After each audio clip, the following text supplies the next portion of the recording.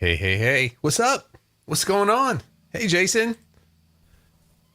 First. First. How you doing? Hope everybody's doing good today. This is our pre-stream before our coaching live class. What are we going to talk about today with our coaching live class? We are going to be doing chord tone targeting, doing something called connecting the dots. We talked about what that is here. So we're going to do a little overview here in the pre-stream about chord tone targeting and chord scale targeting, what the difference is. I see David. What's up, David? What's happening, man? How you doing today? Let's see here. We're going to be using a chord progression. Today's chord progression is in G minor. And we're going to be intentionally moving from one chord tone to the next chord tone. So why would we even want to do this? Why would you want to do chord tone targeting? Have you ever tried to play a guitar solo and it just sounded aimless? I know a lot of you have because you tell me. I've heard it. I've done it before. It just sounds like you're playing up the scale and down the scale. Sometimes you go for that note you think is going to be great, and it's not. So one of the ways that you can cure that problem, the problem of aimless soloing, is understanding your chords. If you think about it, it makes sense. The chords are in the background, and they're establishing the harmony, right? They're saying, this is what we can do. This chord goes to this chord, goes to this chord. And then you got somebody either singing a melody line that goes through all those chords, or you're playing a solo, or even just a bass line. You got a line that goes over the chords. So chords are establishing the harmony. The line travels through those chords. And so if you're playing that line and you happen to play something that doesn't match the chord that's behind you, what do you think it's going to sound like? It's going to be tense. If it perfectly matches the chord, it's going to sound inside. It's going to sound consonant. It's going to sound happy. It's going to sound settled. If it's outside, and there's degrees of how far outside that you can play. So you push it a little bit, you can play something that's in the scale, but maybe not one of the chord tones. And guess what? It's a little more tense. It's a little weaker sounding. Then you can start to get out even farther outside, playing notes that are not in the scale. Wrong notes. Well, there's no wrong notes. All notes are right. My brain just went there. All notes are right.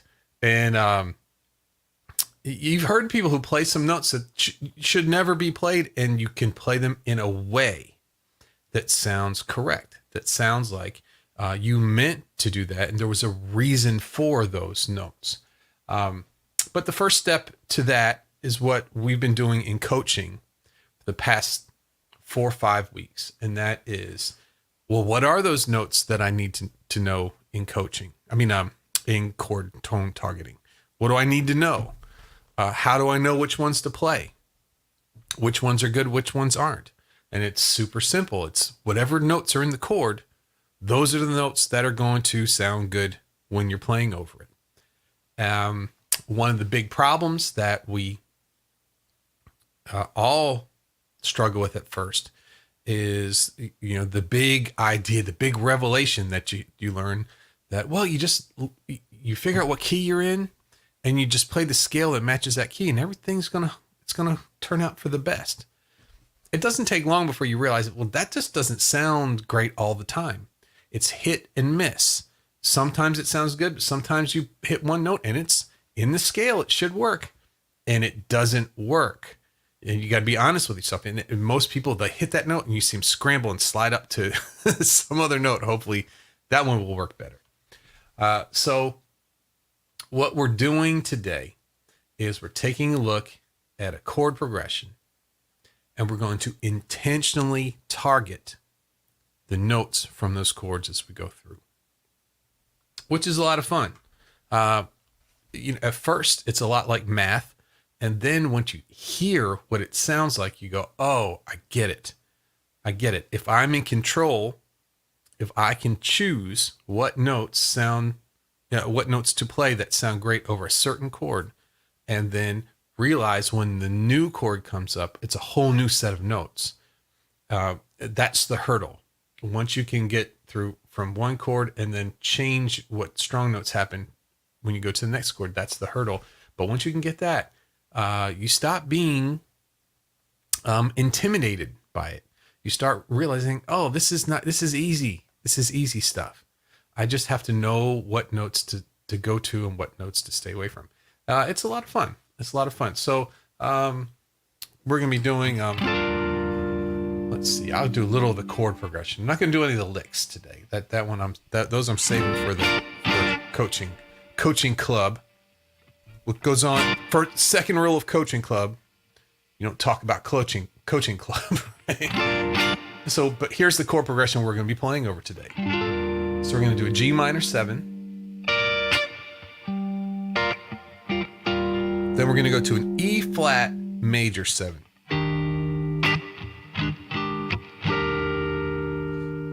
To a D minor 7. And then a D7. 2, 3, 4.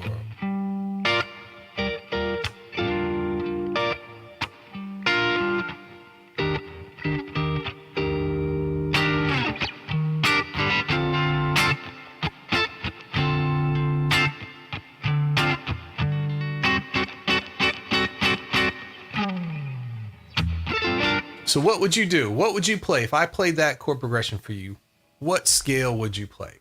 G minor goes to E flat major 7, D minor 7, and then to D7. Let's see, who we got here? I know we got Jason's here, David's here, Evan's here. Hey, Evan, how are you doing today? Somebody let me know. What would you play? What scale would you play if you're going to try to do a small solo over those chords? I'll give it a second. It shouldn't be hard. What's the first chord? G minor 7, E flat major 7, D minor 7, and D7.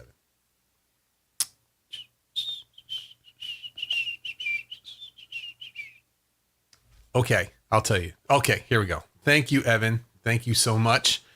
He'd say, I'd stay with G minor, I think. I'd start with G minor, I think. Perfect. That's exactly what we do. Now, it doesn't work for all of those chords. There's one chord in that chord progression that's not going to work nicely with just regular G natural minor. And that is the last chord. That's the D7. In minor,